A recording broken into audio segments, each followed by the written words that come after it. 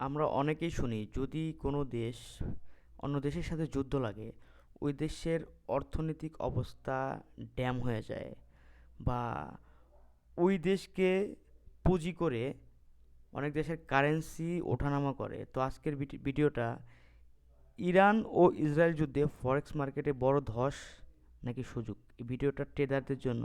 তো ভিডিওটা শুরু করার আগে প্লিজ আমার চ্যানেলটা সবাই সাবস্ক্রাইব করবেন। তো চলেন ভিডিওটা শুরু করি।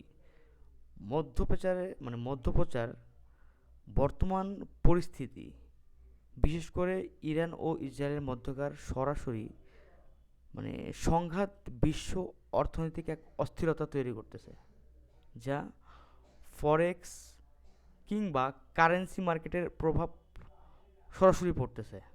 ঠিক আছে, এখন ফরেক্স বা কারেন্সি মার্কেট এটা সরাসরি একটা প্রভাব, একদম ডিপলি প্রভাবটা পড়তেছে। এখন আসেন, আমাদের বেশিরভাগ হচ্ছে সোমবার মার্কেট ওপেন হওয়ার সাথে সাথেই আমরা বড় ধরনের মুভমেন্ট এখানে দেখতে পারি। যখন শুক্র শনি ২ দিন তো বন্ধ থাকে, হ্যাঁ শুক্র শনি রবি শনি রবি ২ দিন বন্ধ থাকে, সোমবারে আমরা কিন্তু বড় ধরনের একটা মুভমেন্ট দেখতে পাই। তো আজকের ভিডিওটা আমরা আলোচনা করব এই যুদ্ধের ফলে ফরেক্স মার্কেট কতটা ঝুঁকিপূর্ণ এবং একজন ট্রেডারের হিসাবে আপনার এখন কি করা উচিত।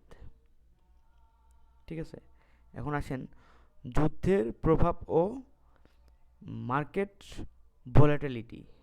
ঠিক আছে, স্ক্রিনে আপনারা দেখতে পারতেছেন, আমি হচ্ছে এই গোল্ডের চার্টে আছি। সো আজকে একদিনের চার্টে আছি, দেখেন মার্কেট অলরেডি হচ্ছে ডাউনে আপের দিকে যাইতেছে। আমার ভয়েস ইগনোর করবেন কারণ আমি একটু অসুস্থ, যার কারণে 2 দিন ভিডিও দিতে পারিনি। আসেন, যুদ্ধ বা রাজনৈতিক স্থিরতার কারণে রাজনীতির একটা পরিবেশ, যুদ্ধ পরিবেশ শুরু হলে মার্কেটে সবসময় 3টা ঘটনা আপনারা দেখতে পারবেন। এক নম্বর হচ্ছে সেফ হ্যাভেন অ্যাসেস্ট, যেটা বাংলায় বলে এর দাম বেড়ে যাওয়া। যুদ্ধের সময় বিনিয়োগকারীরা তাদের টাকা নিরাপদ রাখার জন্য গোল্ড কিংবা জাপানি ইয়েন বা যে কোনো কারেন্সি বা সুইপ ফার্ম এর দিকে বেশি ঝোঁকেন। ফলে গোল্ডের দাম আকাশচুম্বী সবসময় ওঠে। আপনারা অলরেডি একটা পেয়ারে দেখতেছেন, যেহেতু যুদ্ধ চলতেছে সেখানে কিন্তু গোল্ডের দাম কমানোর কথা, কিন্তু এইসব কারেন্সিতে এইসব পেয়ারে মানুষ বেশি ঝুঁকে, যার কারণে গোল্ডের দাম আকাশচুম্বী হয়ে থাকে। এখন অয়েল বা তেলের দাম, ইরান বিশ্বের অন্যতম একটা তেল উৎপাদনকারী দেশ এবং হরমুজ প্রণালী, স্ট্রেট অফ হরমুজ, বিশ্বের 20% তেল তেল সরবরাহ হয় এই ইরান থেকে। এই পথ বন্ধ হওয়া বা বাধাগ্রস্ত হলে তেলের দাম অনেকটাই বেড়ে যায়। ঠিক আছে, বা কানাডিয়ান ডলার বা যেটাই বলেন অন্য অন্য কারেন্সি তখন অনেক বড় প্রভাব ফেলে। তো মার্কেটের গ্যাপ, শনি ও রবিবারে মার্কেট বন্ধ থাকা অবস্থায় কোনো অ্যাটাক বা নিউজ আসলে সোমবার মার্কেটের একটা বড় গ্যাপ তৈরি, গ্যাপ ওপেন হতে পারে। এটা সবসময় জাস্ট সোমবারে মার্কেটটা সবসময় ফলো করে দেখেন।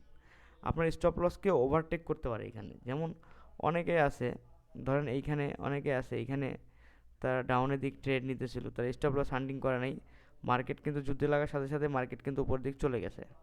ঠিক আছে, এখন ফরেক্স মার্কেটে কেন এটি চরম ঝুঁকিপূর্ণ? হুম, এই অবস্থায় ট্রেডিং কেন এত ঝুঁকিপূর্ণ? যখন একটা দুইটা দেশে যুদ্ধ লাগে, যুদ্ধের ময়দান থেকে আসা একটি টুইট বা খবর আপনার টেকনিক্যাল অ্যানালাইসের 1 সেকেন্ডের ভুল প্রমাণ করে দিতে পারে।